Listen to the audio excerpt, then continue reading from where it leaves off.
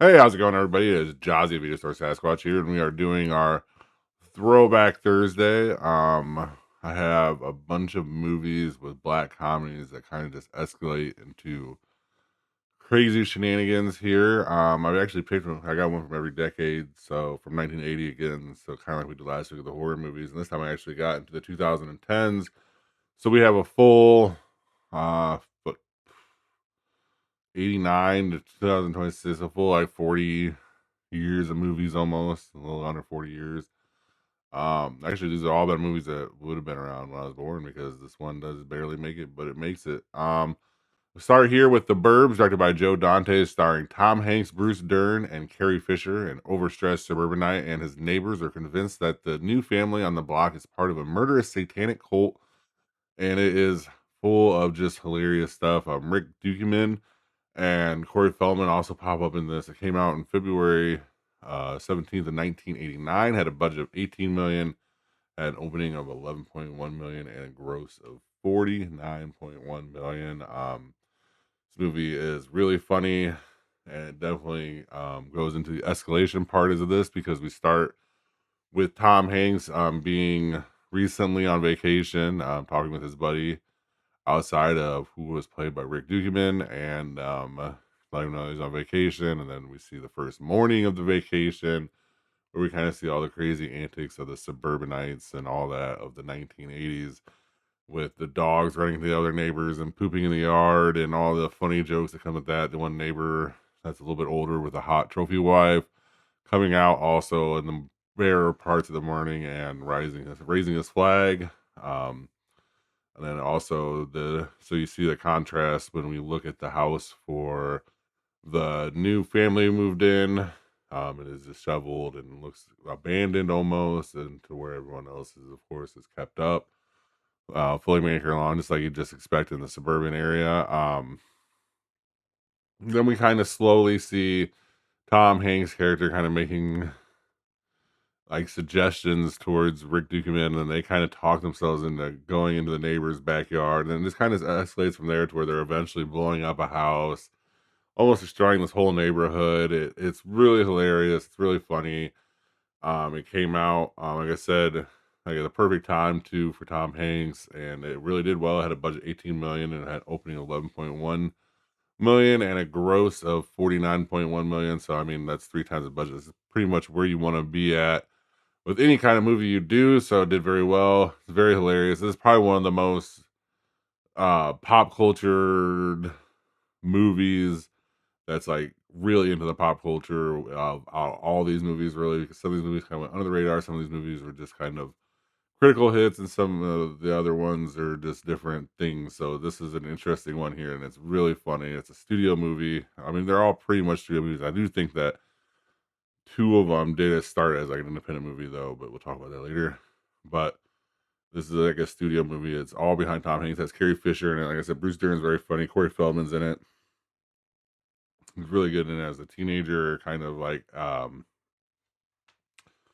the spectator for us, like making fun of everything that's going on. So if you have never seen this movie and you're like looking for like as a crazy dark comedy that kind of escalates into itself, this is one of those ones for sure. And that's The Burbs, directed by Joe Dante.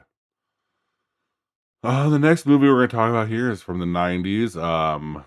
Very Bad Things, directed by Peter Berg, starring Christian Slater, Daniel Stern, and Cameron Diaz. A prostitute is killed during a bachelor party, and attendees turn on each other as the wedding approaches. Came out of November 25th in 1998. Honestly, this movie had like the dark side of what The Hangover really could have been portrayed as, or something like that, or what the night really could have been for The Hangover, and they're kind of realizing it, or whatever. I mean, this really is like a darker version of The Hangover here. Came out, like I said, 98. Peter Berg, I mean, he's good. He's in a lot of movies, and he does a lot of good movies, and you don't really realize that he is part of the movies like Friday Night Lights and Memorial Day and the golf movie, not the golf, the Gulf of Mexico movie about the oil leak. A lot of Mark Wahlberg movies, honestly. I can go through this whole list. I mean, he's just a really good really good director here, and you can kind of see in his early parts with this that he was going to be really good. John Favreau is in this, and they, him and Peter Berg kind of always have a working relationship. Leland Orser, who's a little bit more like 90s, early 2000s, like popularity, but he's good. Jeremy Piven and Jeanne Tripplehorn is also in this. Like I said, Cameron Diaz. So a lot of people kind of young in this. I was not expecting to see Jeanne Tripplehorn, and I kind of saw her. I was like, wow, she's really in this. That's kind of crazy.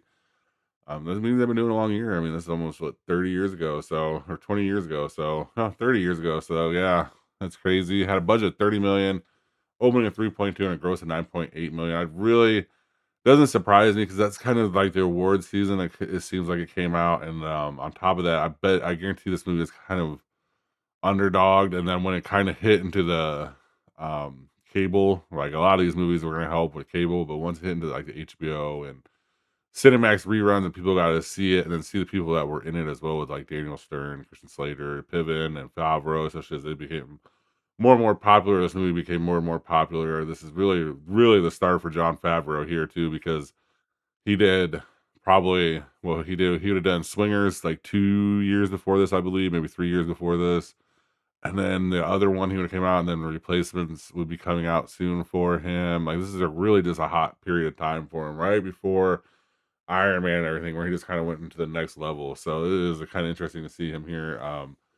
Like I said, him and Peter Berg always kind of work together too. They always kind of have a thing. I believe that I believe that John Favreau or Peter Berg both show up in the Entourage movie or Entourage show, which is kind of like Peter Berg produced and stuff like this. So yeah, this is like really good pedigree of movie, a really good dark movie.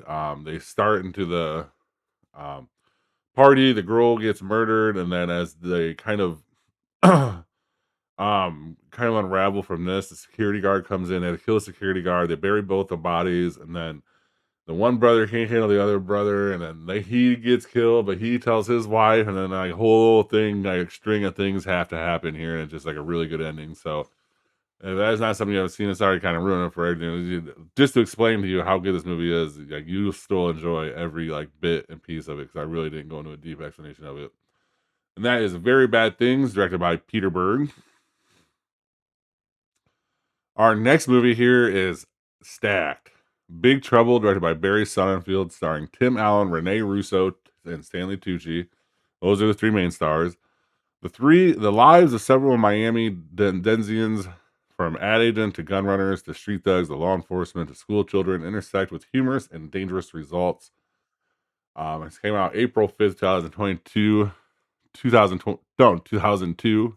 I think I said 22, but 2002. April 5th, 2002. Here we go.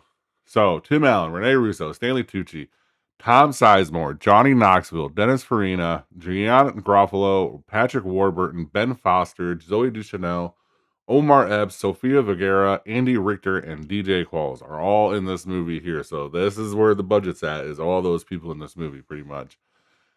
And it is a banger from the start. Do I have Jason Lee? I didn't even say Jason Lee, because Jason Lee is also in this movie, so I forgot to write him down in that too. So add Jason Lee to that. We open with Jason Lee's kind of bum character reaching Miami. He discovers this little bar here with the Russians in it, and the Russians are, of course, gun runners and stuff like this. Stanley Tucci's character knows about this like bar, eventually gets there, and then through that, all the people, Tom Sizemore, Johnny Knoxville, Dennis Farina, Janine Garofalo, Patrick Warburton, Ben Foster, Zoe Deschanel, Omar Epps, Sofia Vergara, Andy Richter, DJ Qualls, Rene Russo, Tim Allen, Stanley Tucci, and Jason Lee all intersected into this whole house, and it ends up that they're chasing an atomic bomb through an airport, and that is exactly why no one knows about this movie at all, because it was made literally right as September 11th was happening, or it had happened, and it vaguely even references the code after September 11th to kind of give them the FBI agents a little bit more leeway into this. So it was just around that period of time when everything would have happened. And then, of course, it's a movie about a bomb on a plane, and it is dead in the water. But the people that have seen this movie know this movie. It was on Stars Encore. It was on Stars, I'm telling you, 3, 4, 5 times a day at one point in time, because they did the one show, the one week where every movie they played. They played like 4 movies, just counting, went on a roll like it would in a theater, and it just was on. I know how many times I had just catch little bits and parts of this movie when I was growing up and watched it all the way through, because it's really not a long movie. So if you pick up at like 20 minutes in, you only really have like a half hour, 45 minutes in before this movie's over. But it doesn't really need a lot because there's just so many funny things with so many great actors that just kind of bring this movie together.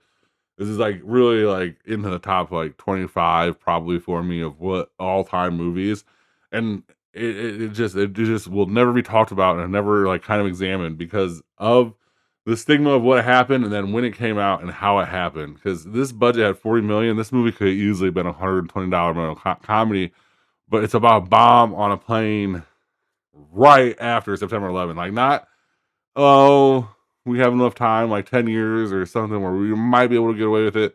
No, we're talking about months to not even a year later. So 6 to 12 months before this movie came out. So this was just definitely a movie about bad timing for the people that are involved with it. I think they probably should have stopped this production, but they just had so many people into it. And I guarantee there's a lot more into this movie that they could have did because it is so short. So they probably kind of had what they had to have. They added into the FBI scenes, and they kind of just, okay, we're going to cut it. And we're going to make this movie into the theaters, and we're going to kind of bring it into itself. So it is an interesting movie here. Something that if you have not seen, I really suggest to check out, and that is Big Trouble, directed by Barry Sonnenfeld. So we're almost done here. Seven Psychopaths, directed by Martin McDowell, starring Colin Farrell, Woody Harrelson, and Sam Rockwell. A struggling screenwriter inadvertently becomes strangled in Los Angeles criminal underworld after oddball friends kidnap a gangster's beloved Shih Tzu. Inadvertently becomes strangled. Huh. Intertangled. I think that is what it meant. Michael Pitt, Christopher Walken, and Kevin Corrigan also show up in this. It came out October 12th of 2012. Honestly, I could take this movie or leave it. I remember watching it when it came out and it had a Sam Rockwell, Woody Harrelson in it, and I kind of enjoyed it. And then I kind of watched it again. I'm like, yeah, it's all right. Kind of like one of those movies where I think it's remembered more because it had these people in it, and then it kind of had that meme part where Christopher Walken was able to say, where he asked him to put his hands up, and he says no, and then so it kind of goes on from there. So I think that's also part of this movie, but it is an escalation movie.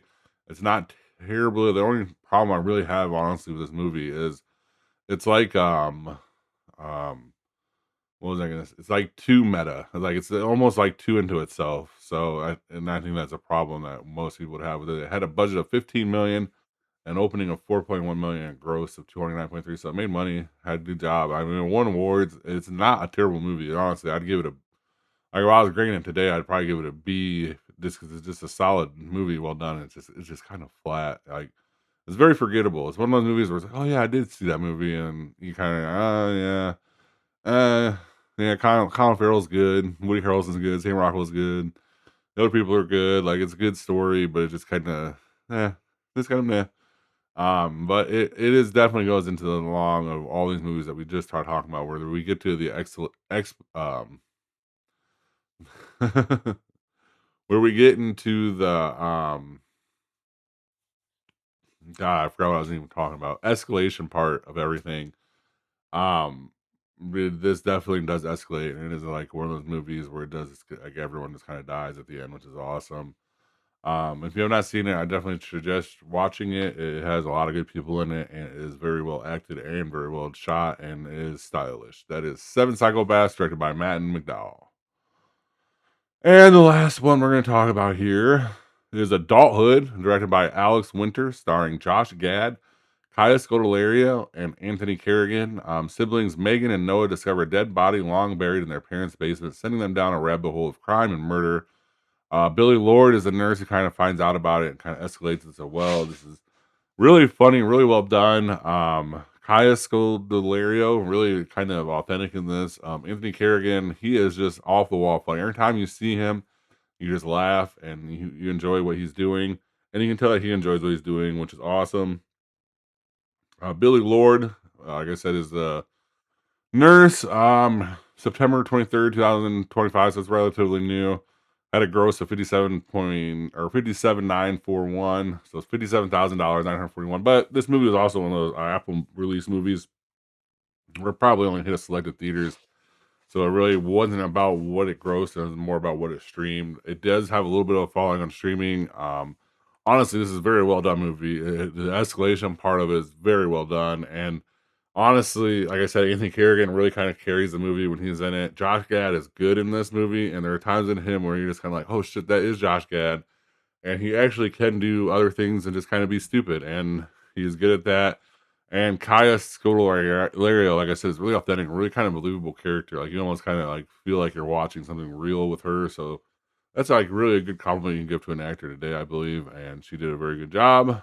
Um, it is on Apple Plus, I believe. Like I said, it's one of those Apple releases that come out into theaters and do this and that, and then blah blah blah. So it's kind of simple. It's one of those Apple ones where it's kind of like Prime, where they only really come out for like maybe a week, and the whole point of it really isn't to get the gross from the theater, but it is to kind of add on to it, just to like make a little bit of money, I believe, or something out of it, or just get a little bit of praise, or maybe like award or something that they have to get. It has to have a theater week in it or something. But you see this a lot with the Apple and the Prime, so that's just kind of what this was. So that's why it's not a huge gross movie, but I do know that it is pretty popular. And if you talk to people that have seen it, they will like it.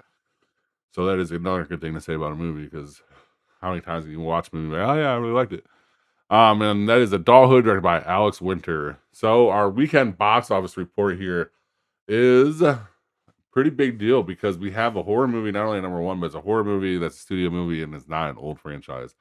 And that is Back Rooms at $81 million. Huge weekend for horror, because Obsession also did 27 million. That's $108 million just in horror there. Obsession's at $117 million total. Star Wars, Mandalorian, and Grogu at 24 million with $142 million total. Like I told you, even how bad that movie was, it just didn't matter. It's gonna hit over, so whatever number they want, because people are just gonna watch it because of Star Wars tag on it. And then Michael at 12 million, total at 344. I believe that movie is like way over $1 billion total gross wide. Does not surprise me at all. It is very well done, even though I think that they kind of took the short parts out, or they kind of took the easy road on some of the stuff they could have done with the father and other stuff like this during the movie, because they did not even go past a certain point in time to even get into the other kind of controversies that he was a part of. So this was a good movie though. And it was a good weekend there, because we had what, 81, 108, 132, 154 million just in the top four there, and we had five others that kind of were around 10 million. So the box office is definitely hitting this summer. I'm going to see Star Wars.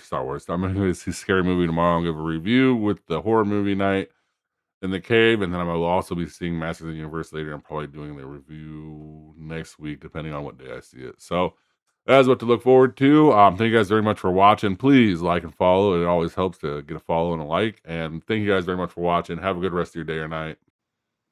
Thank you for watching. Please like and subscribe. Comment your top movie picks for Throwback Thursday in the comments section. And see you next time in the cave.